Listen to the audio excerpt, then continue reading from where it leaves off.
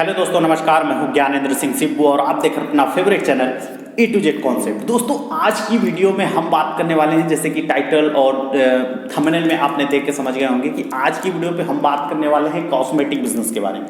Cosmetic business पे पिछले 2-3 video मैं बना चुका हूँ, काफ़ी ज़्यादा लोगों ने पसंद किया और सबसे ज़्यादा जो उस वीडियो पे कमेंट आया कि इस तरह के बिजनेस से लोगों को बहुत ज़्यादा नुकसान होता है, तो उसी बिजनेस को शुरू कैसे करें। एक बिगिनर लेवल पे, एक नए लेवल पे अगर आप बिजनेस की प्लानिंग कर रहे हैं, एकदम नए हैं, बहुत ज़्यादा एक्सपीरियंस नहीं है आपके पास और आप कॉस्मेटिक बिजनेस पे जाना चाहते हैं, क्योंकि उसमें एक तरीके से देखा जाए तो एक अच्छी खासी मार्जिन है, बहुत अच्छी बेनिफिट मिलती है, ठीक है।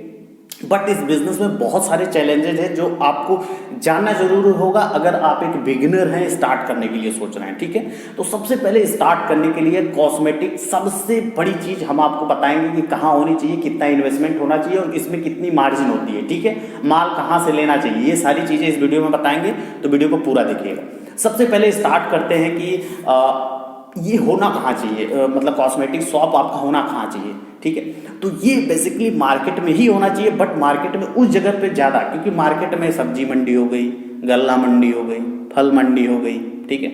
और बहुत ऐसे हैं जो मीठा हो गया, जैसे जहाँ पे दुकान ही मीठे की। तो आपको किस एरिया में ही खोलना चाहिए जिससे आपका बिजनेस बहुत अच्छा चलेगा, ठीक है। वो हो गया आपका कपड़ा जहाँ पे ज़्यादा बिकता हो, कपड़े का शोरूम हो, कपड़े की दुकान आसपास में कहीं हो, क्योंकि हर मार्केट में इसी तरीके से लगभग होता है, आप भी जानते होंगे, ठीक है। तो जहाँ पे भी कपड़े का बहुत ज़्यादा दुकान होता है, अगर वहाँ पे आप स्टार्ट करते हैं, जगह लेते हैं, वहाँ से बिजनेस स्टार्ट करते हैं, क्योंकि कस्टमर जो होते हैं वो कपड़े जब लेते हैं, साड़ी लेते हैं, सूट लेते हैं, जो महिलाओं के सामान, क्योंकि कॉस्मेटिक 100% जो प्रोडक्ट होता है वो सिर्फ और सिर्फ महिलाओं के लिए होता है, क्योंकि जेंट्स में कॉस्मेटिक का कोई काम ही नहीं होता है, ठीक है।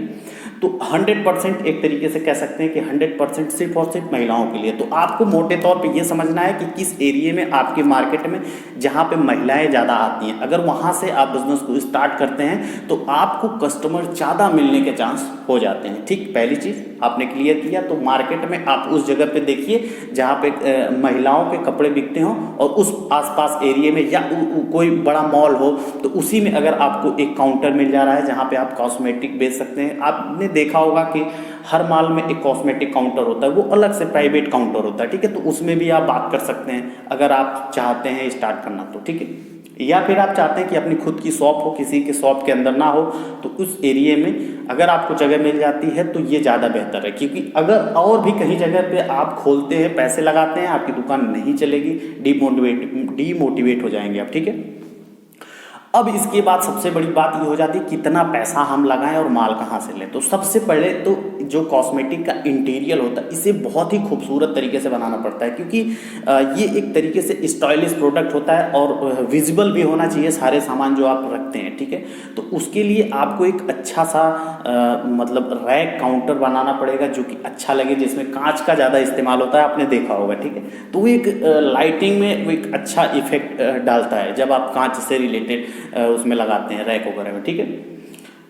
तो इसका अगर खर्चा अगर हम मान के चलें तो नॉर्मल भी अगर एक शॉप खोलते हैं, मतलब 10 बाई 15, 15 बाई 10, तो 50 से 70 हज़ार के बीच में आपको रैक काउंटर का खर्चा लगता है, ठीक है। अब वो डिपेंड करता है आपके एरिया में और किस मॉडल का आप बना रहे हैं, कैसा बनाना चाहते हैं, उसी पे डिपेंड करता है, ठीक है। अगर इंटीरियर की बात करें तो 1.5-2 लाख रुपए भी आप लगा सकते हैं, लेकिन मैं एक नॉर्मल लेके चलता हूँ कि 50 से 70 हज़ार के बीच में आप स्टार्ट कर सकते हैं। इसके बाद अब दूसरी बात कि प्रोडक्ट भरना है, प्रोडक्ट लेना कहाँ से। तो यही पे सबसे ज़्यादा गलती करते हैं, क्योंकि जब लोग यूट्यूब पे खोजते हैं कि मतलब इसकी होलसेल मार्केट कहाँ है या होलसेल प्रोडक्ट कहाँ से ले, तो उनको सदर बाज़ार दिल्ली का ही याद आता है, या फिर तो वहीं पे ज़्यादा लोग जाना कोशिश करते हैं और कुछ लोग जाते भी हैं और वहाँ से प्रोडक्ट भी उठा लेते हैं, ठीक है। देखिए, पहली चीज़ तो मैंने पिछली वीडियो में बताया था कि अगर आप कोई भी बिजनेस स्टार्ट करते हैं, अगर आपने मन बना लिया कि हाँ यार ये पर्टिकुलर बिजनेस हमें स्टार्ट करना है, ठीक है, तो आपको उस बिजनेस से रिलेटेड अगर नॉलेज नहीं है तो आप पहले उस बिजनेस को जो कर रहा है ना उसके यहाँ काम कर लो यार, 1 से 2 महीने 3 महीने बिना पैसे के काम कर लो फ्री में, ठीक है। कोई दबाव आप पे भी नहीं रहेगा, अगला भी आपको रख लेगा, सीधे सीधे बात कर लो यार, सीखना है बस इसीलिए रखना है, ठीक है। थोड़ा दूर भी चले जाओगे अपने आसपास तो हो सकता है वो रख ले, नहीं तो मार्केट वाला क्या सोचता है कि यार यहीं से सीख के और यहीं पे खोल देगा, ठीक है। तो ऐसा जनरली बहुत कम होता है कि लोग दें। तो थोड़ा सा इधर उधर आप जा सकते हैं मार्केट के अगल बगल, या अपने मार्केट से हट के दूसरे मार्केट में जा सकते हैं। ठीक है, सीखिए 1 से 2 महीने 3 महीने अगर आपने उस पर सीख लिया तो पहली चीज़ तो आप जान जाएंगे क्या बिकता है, किस रेट में बिकता है, क्या मार्जिन होती है, और दूसरी चीज़ कस्टमर से कैसे बात करते हैं, कैसे कस्टमर आते हैं। ठीक है, ये सारी चीज़ें जब आपको जानकारी हो जाती है तो आप अपने बिजनेस में इंप्लीमेंट जब करते हैं तो आप बहुत जल्दी कस्टमर को बनाते हैं और डे 1 से कमाना स्टार्ट कर देते हैं। ठीक है, बहुत सारी जानकारी आपको हो जाती है।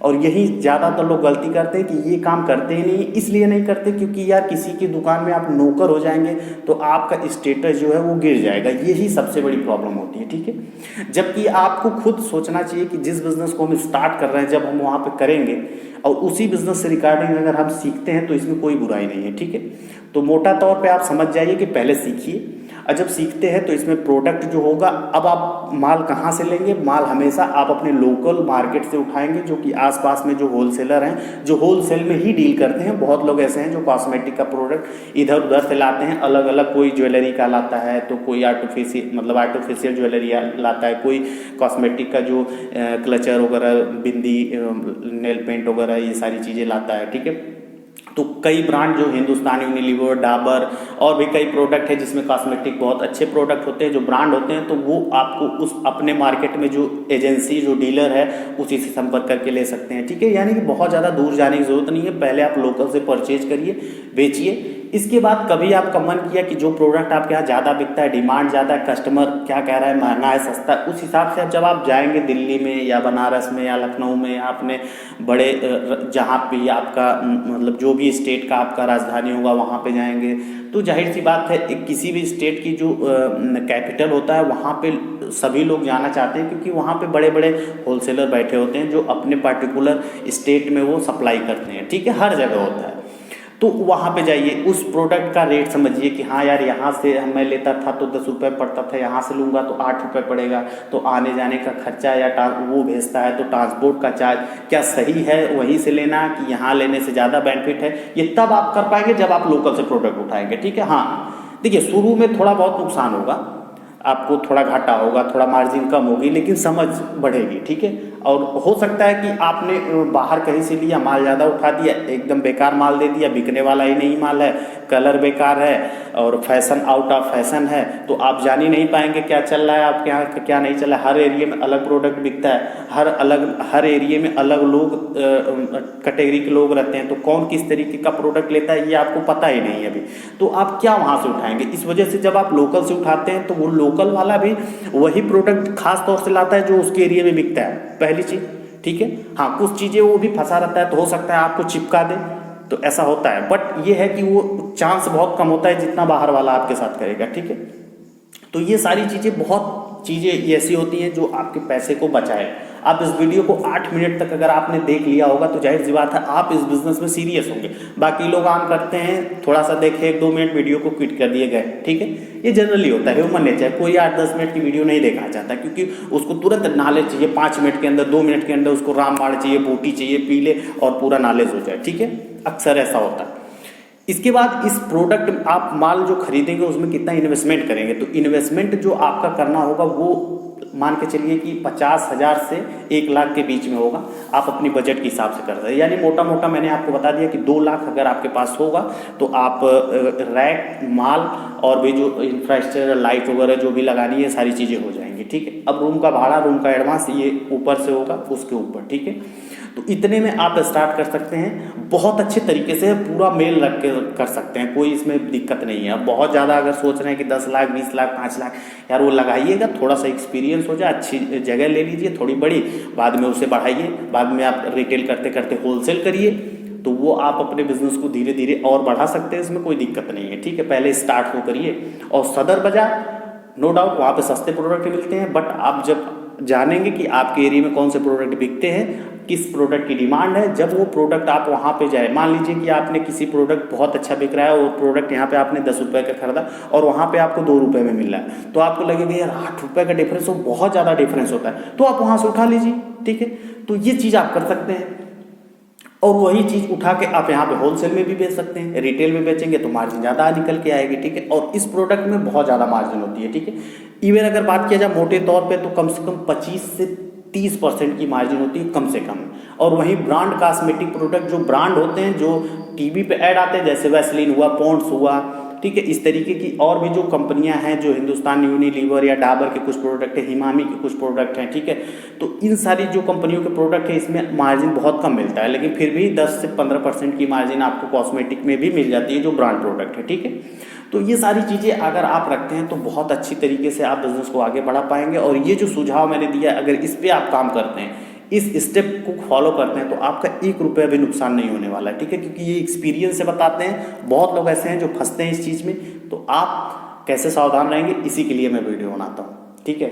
बहुत सारी चीज़ें हो सकती हैं आपको समझ में आया हो इस वीडियो में, और बहुत सारी चीज़ें नहीं भी समझ में आई हो, तो यार जो नहीं समझ में आया उसे आप कमेंट बॉक्स में लिख सकते हैं कि ये चीज़ कैसे है। हो सकता है मैं रिप्लाई कर दूँ आपको तुरंत, और अगर वीडियो बनाने लायक वो कोई क्वेश्चन होगा आपका तो हम फिर से वीडियो बना के आपको दिखाएंगे, क्योंकि इस चैनल का मोटिव ही है कि आपको बिजनेस, जो भी हमारे पास नॉलेज है, जो भी हम नॉलेज रिसर्च करते हैं, या जो भी प्रैक्टिकल नॉलेज है, जो भी एक्सपीरियंस हो, वो सारी चीज़ें बता पाएँ, ठीक है, ताकि आपको इससे बेनिफिट हो, ताकि आप हमसे जुड़ें, ठीक है, और कोई चीज़ें नहीं है। तो उम्मीद है वीडियो आपको अच्छी लगी होगी। नए हैं तो यार चैनल को सब्सक्राइब जरूर करें, ठीक है, वीडियो को लाइक करें। और अगर आप A to Z concept YouTube channel को फेसबुक, इंस्टाग्राम, ट्विटर पर फॉलो करना चाहते हैं तो लिंक आपको इस वीडियो के डिस्क्रिप्शन में मिल जाएगा, वहाँ पे भी आप हमें फॉलो करिए, ठीक है दोस्तों। तो फिर मिलते हैं अगली वीडियो में, तब तक के लिए नमस्कार।